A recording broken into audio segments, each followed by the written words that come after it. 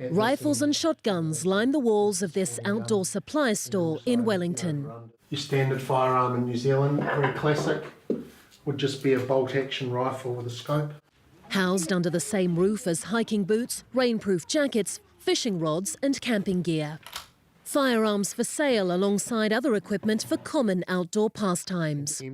While New Zealand is renowned for its love of rugby, hunting and recreational shooting are also popular in the country's wide open spaces. We've had a long tradition of hunting and also sport shooting. There's probably more participants in the sport of shooting than there are cricket or rugby in New Zealand. For people that live in New Zealand, very typically up till now, it's been a very rural environment, and a lot of people would use them for pest control on their farms, a bit of duck shooting and deer hunting as well.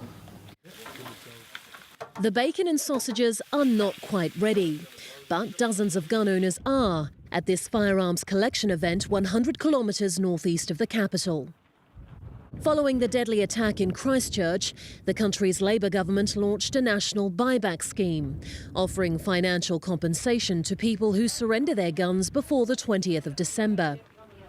As part of tougher gun laws, most semi-automatic weapons and high-capacity magazines are now banned. Since the programme kicked off in mid-July, more than 19,000 firearms have been handed in and €21 million paid out. There are some people that are very emotional with some of their firearms, and we accept that, and we'll do everything to respect that. We make the process as easy and as simple as possible for them. Where the firearms are old and been handed down through the family, it's quite an impact on them to actually have to give that firearm after many years or generations being in that family. The contentious crackdown and subsequent debate have divided not only New Zealand, but the firearm community itself, some 250,000 gun licence holders. You're only taking the weapons off the honest people. It's more about laws about those that have weapons and are unlicensed and using them dishonestly. I fully support it. I think, you don't need these sorts of guns. It should have actually been sorted out years ago. That's my thought. Hey, it's got to happen. It's like anything. One bad apple spoils the bunch, doesn't it?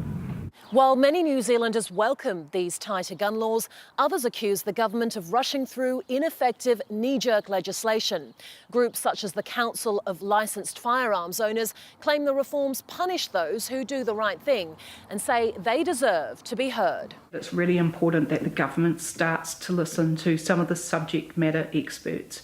This first tranche of legislation has gone through without our help, without our assistance. There is no need to have a divide between firearm owners and general public, because those firearm owners are still general public.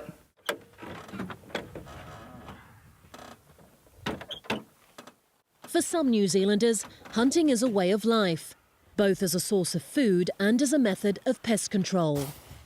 And we're off. I hunt for meat, I hunt for my belly, and hunt for my family. And we're doing the farmers and that favour a lot of the time, getting a lot of these animals off their farms. The pigs root up the ground and the pasture's gone and they can't feed their stock. Hunters and farmers argue that they are the unintended target of the government's sweeping ban and have been made to feel like criminals.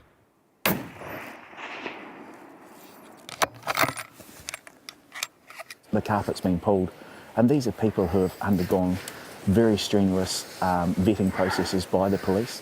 They have higher security, all of those things like that. These are not the people that are ever going to cause a problem. For gun advocates like Tim and Nicole, frustrations are simmering as authorities move forward with further restrictions. These include harsher penalties, tighter regulations and a national gun register. Finding common ground in the land of the long white cloud is not yet on the horizon.